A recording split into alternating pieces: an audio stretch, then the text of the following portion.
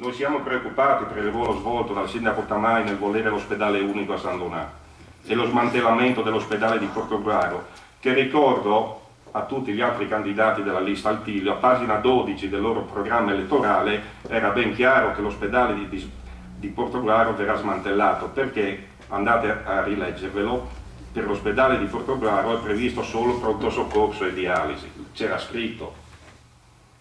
Noi siamo per il no all'ospedale unico, siamo per il mantenimento dei due poli ospedalieri, Portogruaro e San Donato di Piave, perché in questo modo si garantiscono ai cittadini cure di qualità e vicine, perché gli ammalati non sono solo utenti, gli ospedali non sono solo aziende, perché il portogarese si trova a poca distanza da ospedali di eccellenza come Mestre, Treviso, Pordenone, Udine e Trieste, con i quali costruire una rete di collaborazione. Diciamo sì alla salvaguardia e al potenziamento dell'ospedale di Portogruaro e della sanità territoriale, medicina di base, lungodegenza, strutture riabilitative.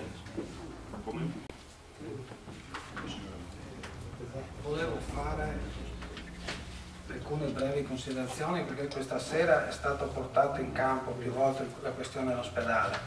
Da quello che è emerso, dalle dichiarazioni che sono emerse questa sera, evidentemente qualcuno non ha ancora letto la riforma sanitaria regionale e cosa prevede la riforma sanitaria regionale.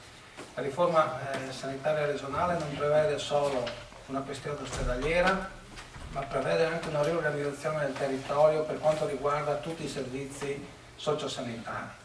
Io ho organizzato prima delle elezioni in maniera non elettorale 7 assemblee, tra queste c'era una dedicata all'ospedale unico, c'era il direttore generale dell'ASL che aveva avuto modo di spiegare la nuova organizzazione territoriale sociosanitaria.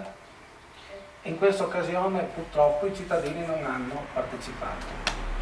Io mi auguro che quando affronteremo il Consiglio Comunale nuovamente con il direttore generale dell'ASL e la loro direzione strategica, l'argomento in maniera tale da dare delle informazioni ai cittadini che siano corrette.